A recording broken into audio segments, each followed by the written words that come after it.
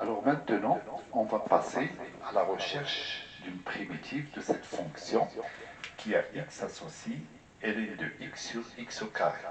Alors bien sûr, bien entendu, cette fonction est définie sur 0 ouvert plus l'infini.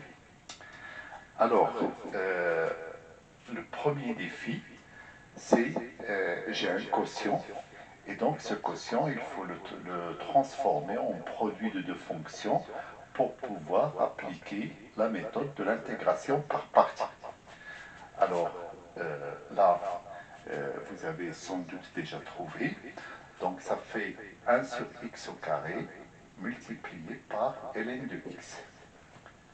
Alors, vous commencez à prendre l'habitude, il y a le choix entre considérer ça comme u de x et ça v' de x, ou bien l'inverse, considérer ça comme u' de x et ça v de x.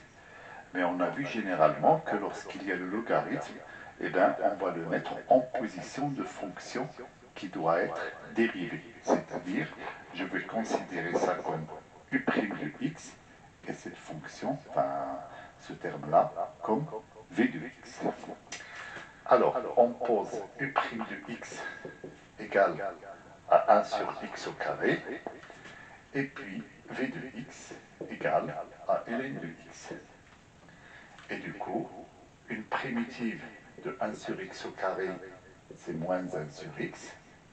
Et puis quand on dérive le logarithme hippérien, on obtient 1 sur x. Alors bien sûr, u et v sont de classe C1 sur 0 plus l'infini. Et là, la borne inférieure de l'intégrale qu'on va prendre, bien sûr la fonction n'est pas définie en 0, donc on ne peut pas prendre 0, mais on va essayer de prendre une valeur plus simple à utiliser. Et comme le logarithme hippérien s'annule en 1, on va prendre la valeur 1. C'est celle qui est la plus simple. Donc, on cherche à calculer l'intégrale de 1 à x de 1 sur t carré fois ln de t dt. Alors on applique la formule de l'intégration par partie. Ça va donner alors u fois v, c'est-à-dire moins 1 sur t ln de t à prendre entre 1 et x, et puis moins l'intégrale de 1 à x, et donc u fois v', c'est-à-dire moins 1 sur x, donc là j'obtiens plus, et puis 1 sur x fois 1 sur x, enfin ça va donner 1 sur t carré dt. Et là, on voit qu'on obtient, qu'on tombe sur une intégrale plus simple que l'intégrale de départ, et donc le procédé d'intégration par partie a bien fonctionné et a montré là encore son efficacité. Alors, donc il ne reste plus à calculer, donc ça fait moins 1 sur x ln de x. Après, en 1, le logarithme hippérien de 1 vaut 0. Donc le choix de 1, mais si on avait choisi un autre réel strictement positif, ça va donner tout simplement une constante, et on aura la primitive à une constante près.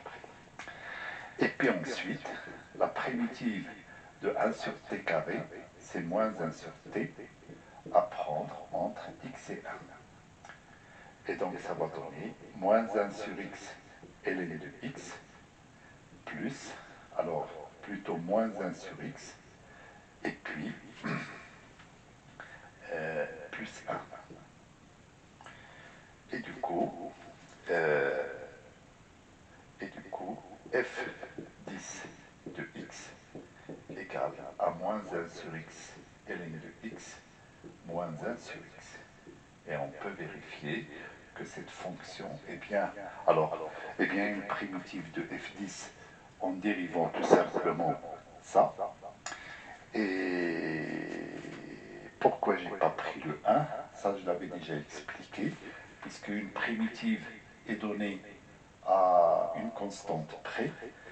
Ce que j'ai calculé là, c'est la primitive qui s'annule en 1, alors que là, j'ai la primitive qui vérifie f10 de 1 est égal à moins 1.